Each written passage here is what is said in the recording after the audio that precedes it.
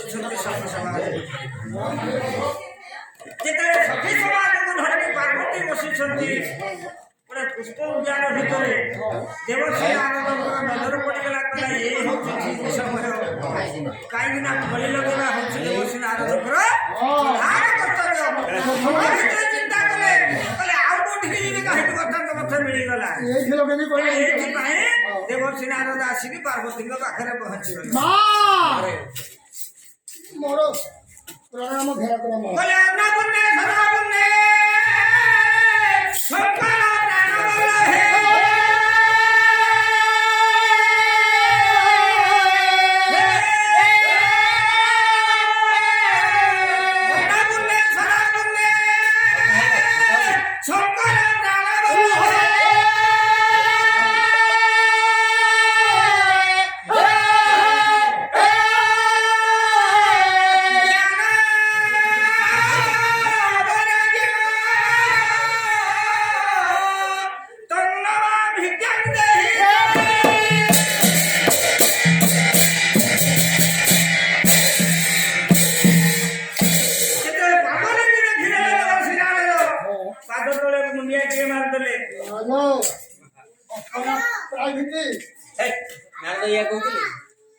ଦେବର୍ଷି ବଢିଆ ହେଲା,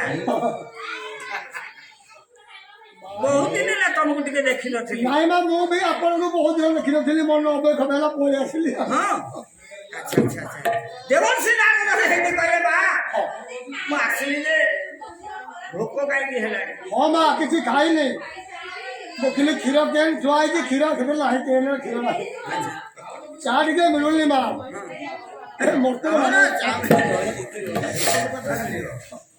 ଦେବର୍ଷି ନାରଦ କହିଲେ ନା ଇଏ ତମ ମୁହଁ ଶୁଖି ଯାଇଛି, ଆଉ ମୁଁ ଟିକେ ଆସିଥିଲି କଣ ମିଳିଥାନ୍ତା ଯଦି ଖାଇଦେଇକି ଗଣ୍ଡେ ଯାଇଥାନ୍ତି। ଆଶ୍ଚର୍ଯ୍ୟ ହେଇଗଲେ, କହିଲେ କି ଖାଇବାକୁ? ଆରେ ଆମ ଘରେ ତ କିଛି ଖାଇବାକୁ ସେମିତି ନାହିଁ ମା। ହଁ ତମେ ଶିବ ମହାପୁରୁ, ଆଉ ତମେ କିଛି ଖାଉନ, ଉପାସ ରହୁଛ? ନାଇଁ, କିଛି ଖାଇବାର ଆବଶ୍ୟକ ନାହିଁ। ଉପାସ କହିଲେ ମା ତମର ମୁଁ ଜାଣିଛି ଏଇ କଥା କହିଲି ଯେ ତମେ ଅନ୍ନପୂର୍ଣ୍ଣା ହେଲେ ମଧ୍ୟ ତମେ ଏ ସଂସାରକୁ ଆଉ ଚଳେଇ ପାରୁନ। ନା ମା, ତମକୁ ଅଙ୍ଗନବାଡି ଦିଦି ଅଣ୍ଡା ଦଉନାହାନ୍ତି ତମକୁ? ସେଇ କଥା ତତେ କୁହାଗଲା। ମା ଏ ସଂସାର ଦେଖ, ଇନ୍ଦ୍ରର ଇନ୍ଦ୍ରପୁରୀ ଅଛି, ବିଷ୍ଣୁର ବିଷ୍ଣୁପୁରୀ ଅଛି, ବ୍ରହ୍ମାଙ୍କର ବ୍ରହ୍ମାଭୁବନ ଅଛି, ହେଲେ ତମର ଆମର କୋଉ ଭୁବନ? ଆଉ ତମର ତ ଘର ନାହିଁ, ନା ଆମ ଘରୁ, ତମର ତ ଚୁଲି ଜାଳ ନାହିଁ, ଆମ ଚୁଲିଆ, ଆଉ ତମେ ଖାଇବାକୁ ଦବ କଣ? ଆମ ଚାଲୁଆ। ପାର୍ବତୀଙ୍କ ମନରେ ଏଇ କଥାଟା ଯେତେବେଳେ ଭକ୍ତି କରିଦେଲେ କିଏ ସିନା ପାର୍ବତୀଙ୍କ ମୁହଁଟା ଆଉ ଟିକେ ମଳିନ ପଡିଗଲା। ସତ କଥା ଆଉ ନିନ୍ଦା କଥା କହିଲେ ନିଜକୁ ନିନ୍ଦା କରୁଛନ୍ତି। କହିଲେ ମୋର ନାହିଁ ବୋଲି ସିନା ସେ କଥା କହିଲା, ମୋର ଯଦି ଥାନ୍ତା କହିଥାନ୍ତା। ତାଙ୍କ ଜିଭରେ ହାଡ଼ ଅଛି? ଜିଭରେ କାହାର ହାଡ଼ ଅଛି? ଆଉ କଣ ଜିଭରେ ଚୋବେଇ ଦଉଛୁ? ଦେବର୍ଷି କହିଲେ ମା ମନ ଦୁଃଖ କରିନେଇଥିଲେ, ୟାର ମୂଳ କାରଣ କଣ ଜାଣିଛୁ? ତମ ଗ୍ରହ ଖରାପ ଅଛି। ମୋର? ହଁ। ଦେବର୍ଷି, ମୋ ଗ୍ରହ କେବେ ଖଣ୍ଡନ ହବ? ରୋଗକୁ ଔଷଧ, ଗ୍ରହକୁ ହଉଛି ପ୍ରତିକାର। ତେଣୁ ମୁଁ ଭାବୁଛି ତମ ଦଶା ଭଲ ନାହିଁ ବୋଲିକିରି। ହଁ, କାହିଁକିନା ଦଶା ପଡ଼ିଲେ ରୋଗକୁ ବସା ମିଳେନି ବୋଲି ଆମର କଥାରେ ଅଛି। ତେଣୁ ମା ପାର୍ବତୀ, ମୁଁ ଭାବୁଛି ତମ ଗ୍ରହ ଦଶା କିଛି ଖରାପ ଅଛି, ଯାହା ଫଳରେ କି ତମର ଧନ ନାହିଁ, ସମ୍ପତ୍ତି ନାହିଁ, କୋଠାବାଡ଼ି ନାହିଁ, କିଛି ନାହିଁ, ଏଇଭଳି କିଛି ହଉଛି। ଭାଇଆ ଆମର ଯଦି ଗ୍ରହ ଦଶା କିଛି ଥାଏ ଆମେ ତାକୁ ଶାନ୍ତି କରୁଛେ। ତେଣୁ ଶାନ୍ତି ବିଧାନ ମଧ୍ୟ ମତେ ଜଣା ଅଛି, ମୁଁ କହିଦେବି ନା। ତାହେଲେ ଦେବର୍ଷି ତମେ ଯଦି କହିଲ ଏଭଳି ଆମ ଗ୍ରହ କିଛି ଖରାପ ଅଛି, ତାହେଲେ ୟାର ଶାନ୍ତିର ବିଧାନ ଦେବର୍ଷି କହିଲେ ସୁବିଧା ହେଲା, ଆଉ ଟିକେ ଭଲ ହେଲା, ଏଇଠି ଲଗେଇଦେବା। ମୋର ଖୋଥିଲା କାକର ପାଣି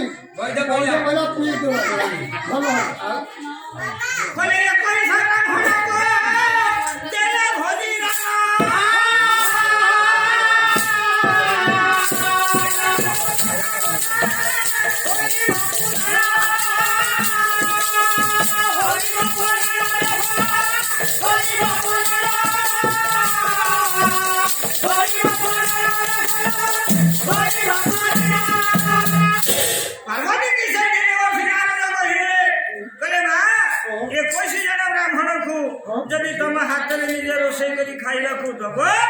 ତାହେଲେ ଇଏ ଦଶା କଟି ପାରେ ମନେ ବସି ହଁ ମାତ୍ର 21 ଜଣ ହଁ ଦେଖୁଛ ମୋର ରୋଡରେ ଚାଳ ନାହିଁ ଶ୍ମଶାନରେ ବାସ ଆମର ମୋ ସ୍ୱାମୀ ହାଡ଼ ମାଳ ନହେଲେ ତମ ଗ୍ରହ କଟିବନି ବ୍ରାହ୍ମଣ ଆସିବେ ମୁଁ ଭାବୁଛି ତମ ଗୋଷ୍ଠୀ ଦେଖିକିରି ବିଚାର କଲି ଯଦି 21 ଜଣ ବ୍ରାହ୍ମଣକୁ ଖାଇବାକୁ ଦବ ତମର ଦଶା କଟିବ ଧନ ସମ୍ପତ୍ତି ବୃଦ୍ଧି ହବ ଦେବର୍ଷି ହଁ ବଡ ଅଦର ମତେ ପକେଇଦେଲ 21 ଜଣ ବ୍ରାହ୍ମଣକୁ କଣ ଖାଇବାକୁ ଦେବି ସେମାନଙ୍କୁ ଆତ୍ମସନ୍ତୋଷ କରିବି ବା ତମେ ନିଜକୁ ନିଜେ ଆମେ ଚିହ୍ନି ପାରୁନେ ହଁ ଏ ସଂସାରରେ ଆମେ ଯେତେ ସବୁ ସୃଷ୍ଟି ହେଇଛେ ଆମେ ନିଜକୁ ନିଜେ ଯୋଉଦିନ ଚିହ୍ନି ପାରିବା ସେଇଦିନ ଆଜ୍ଞା ସଂସାର ସବୁତକ ଦୁଃଖ ପଳେଇଯିବ ତେଣୁ ମା ପାର୍ବତୀ ତମେ ତମକୁ ଚିହ୍ନିନ ହଁ ତମେ ପୁରା ଏ ସଂସାର ପଡ଼ିଦାତା ବୋଲି କିଏ କହନ୍ତି ପଡ଼ିଦାତ୍ରୀ ବୋଲି ନାଇଁ ଅନ୍ନପୂର୍ଣ୍ଣା ବୋଲି କୁହାଯାଏ ହଁ, ହଁ, ହଁ। ଅନ୍ନପୂର୍ଣ୍ଣେ ସଦା ପୂର୍ଣ୍ଣେ ଶଙ୍କର ପ୍ରାଣ ବଲ୍ଲଭ ତମେ ପୁରା ଅନ୍ନପୂର୍ଣ୍ଣା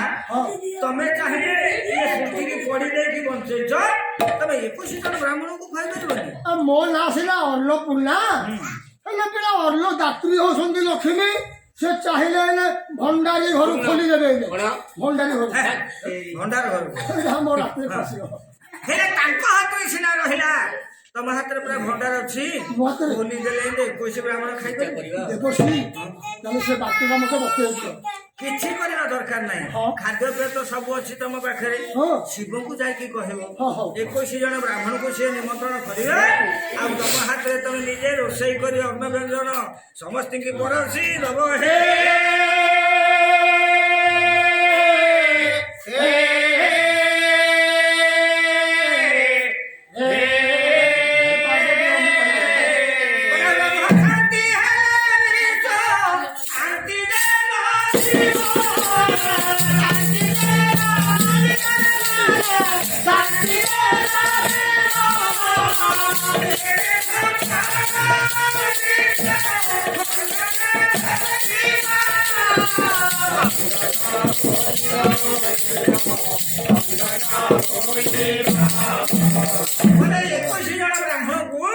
ନିଜ ହାତରେ ରୋଷେଇ କରି ଯଦି ଖାଇବାକୁ ଦବ ତାହେଲେ ତମ ଗ୍ରହ ଦଶା କଟିପାରେ ପରିପୂର୍ଣ୍ଣ ହବ ଯେତେବେଳେ ଏତିକି ଶୁଣିଦେଲେ ପାର୍ବତୀ କହିଲେ ଭଲ କଥା ଟିକେ ବତେଇଦେଲେ ଦେବଶ୍ରୀ ଆଜ୍ଞା ତାଙ୍କ ବାଟରେ ପଳେଇଲେ ଶିବଙ୍କ ପାଖରେ ପହଞ୍ଚିଗଲେ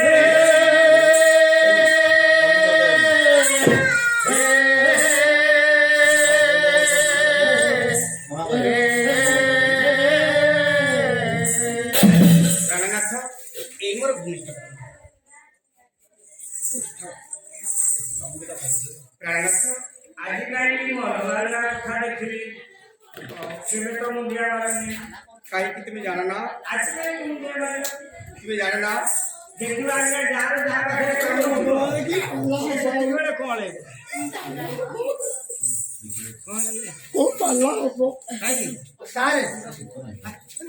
ଇଏ ଆପଣଙ୍କର କଣ ହବ ଆମ ଗୁରୁଦା ମନ ପରା ସେ ହଁ ହଁ ତମର କଣ ଭାଇ ହବ କି କକା ହବ କଣ ହବ ଭାଇ ଭାଇ ଆପଣଙ୍କ ସାନ ଭାଇ ସେ ହଉଛି ଭାଇ ନା ଆରେ ସେ ପୁଅ ହବ ପାଲା କରୁଛନ୍ତି ବୋଲି ଦି ଭାଇରେ ଘଣ୍ଟା ଭାଇ କହୁଛନ୍ତି ସେ ପଦକ କହିବ ଆଜ୍ଞା ଏ ପଦକ ସିଏ କହିବ ବୋଲି ସେ ରୋଲ କଲା ପାର୍ବତୀ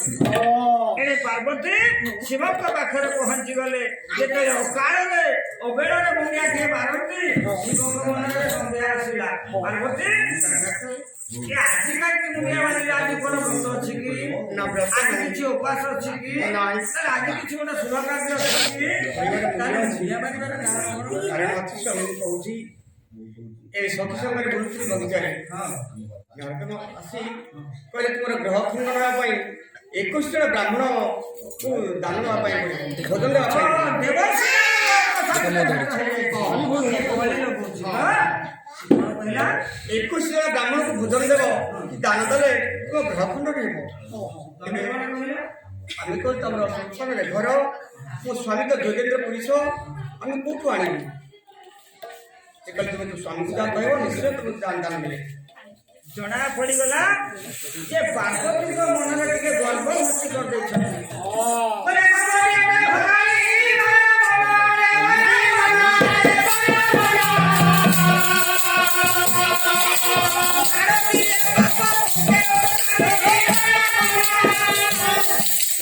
"ଭଗବାନ, ଭଗବାନ ଗୋଟାଏ କଥା ସିଏ ପାପ ପଙ୍କରେ ମଣିଷକୁ ଭର୍ତ୍ତି କରିକି ମାଡ଼ ଦେବା ତା ଧରିବ।